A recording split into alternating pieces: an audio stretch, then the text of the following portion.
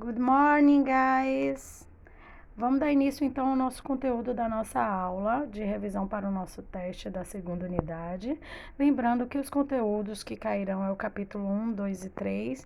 A gente já abordou nos slides anteriores aí postados, mas caso vocês tenham uma dúvida maior, porque eu vou falar rapidinho sobre todos os conteúdos nesse vídeo, vocês voltam, deem uma olhada nos vídeos anteriores, tudo bem?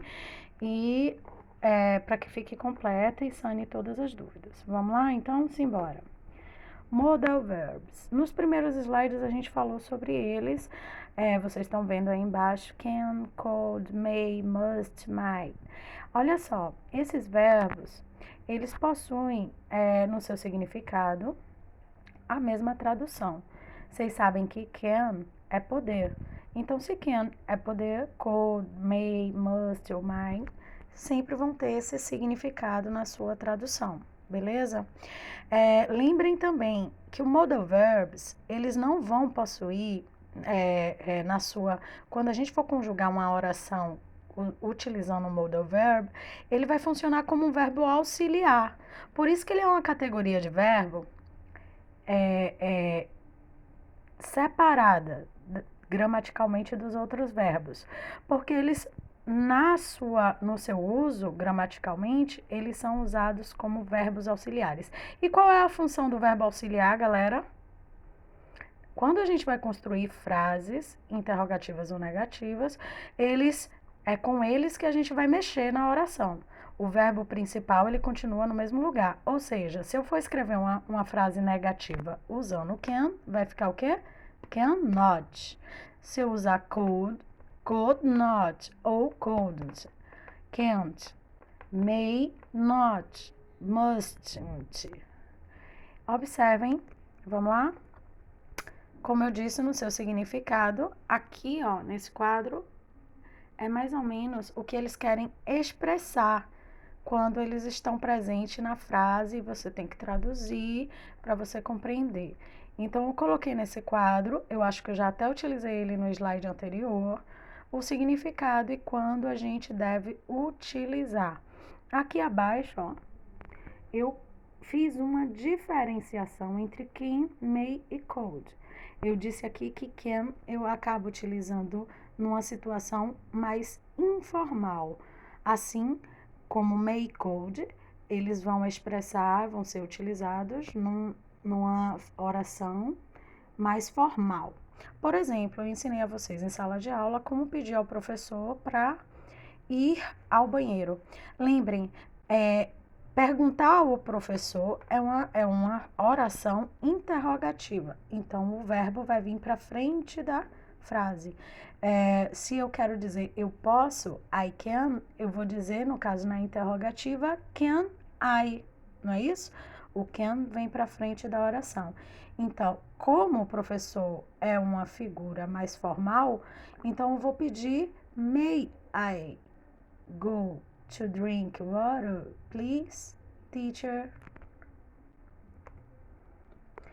Então, eu coloquei aqui, ó, gente, uma atividadezinha sobre o uso dos modal verbs para vocês utilizarem, ok? Present Perfect.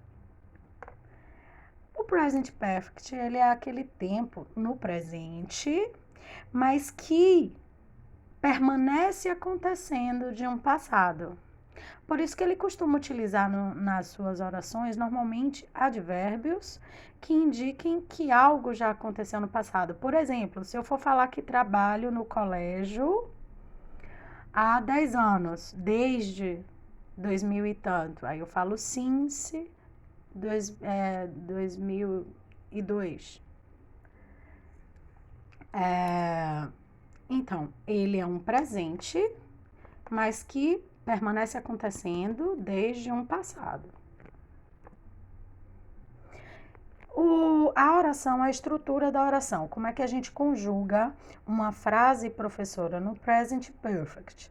Olha só, eu disse a vocês que numa oração a gente encontra verbos auxiliares, verbos principais. Na oração do present perfect, a gente vai ter o sujeito, a gente vai ter o verbo auxiliar e vai ter o verbo principal. Mas o verbo principal, ele estará conjugado no past participle, ó. Então, como verbo auxiliar, eu vou ter have ou has. E se eu quero falar, vai ficar assim, ó. I have this, that. Eu tenho que, antes de conjugar, verificar se o verbo principal é regular ou irregular. Lembra aquela listinha que tem no fundo do livro, que eu pedi para vocês fazerem também no caderno? Pronto. Então, vocês vão separar verbos regulares e treinar o passado deles. Como é que a gente escreve o passado participle de verbos regulares? Acrescentando o ED. Muito bem, lembraram, né? Mas aqui abaixo eu mostro verbos irregulares. Lembram que verbos irregulares, eles mudam toda a sua estrutura durante a conjugação? Pois é, por exemplo, go vira gone.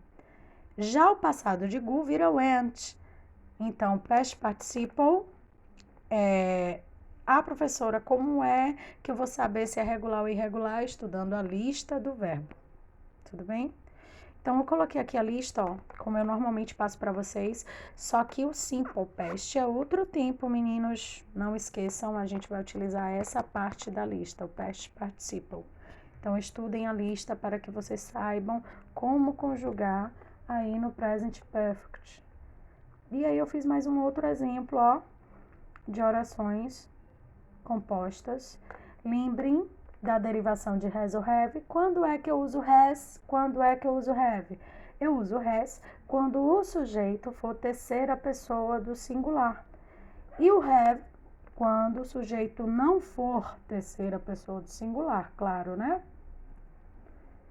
E aí, ó, eu desenhei nesse quadro aí, eu peguei esse quadro, coloquei aí as três formas de orações que normalmente a gente constrói ao conjugar um verbo, né? Na forma afirmativa, negativa ou interrogativa. A afirmativa, ele tem essa caracterização, onde o verbo auxiliar aparece na forma afirmativa também. Ele não é acrescentado como simple present, somente na negativa e na interrogativa. Ele aparece em todas as suas formas, o verbo auxiliar.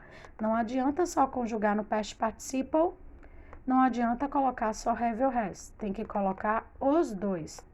Have been, has been. Na negativa, o not, ele vai vir para trás do verbo principal? Não, né? Jamais. Ele vem para trás do verbo auxiliar. Muito bem. E na interrogativa, eu vou pegar esse verbo auxiliar que estava aqui, ó, e vou trazer para frente da oração. I have been playing. Ok? Simple future tense. Nós temos dois tempos no futuro simples. Desculpem. Nós vamos ter o immediate future e a gente vai ter o simple future. O immediate future, ele vai ter como verbo auxiliar am going to. E o simple future, a gente vai ter o will. Mas vocês estão cansados de saber, esse foi o nosso primeiro assunto do ano, da primeira unidade. A gente bateu no teste, bateu na prova. Eu tenho certeza que vocês não terão dúvidas. Deixo aí para finalizar essa atividade de Simple Future também. E boa sorte na avaliação, gente. Um beijo, saudade.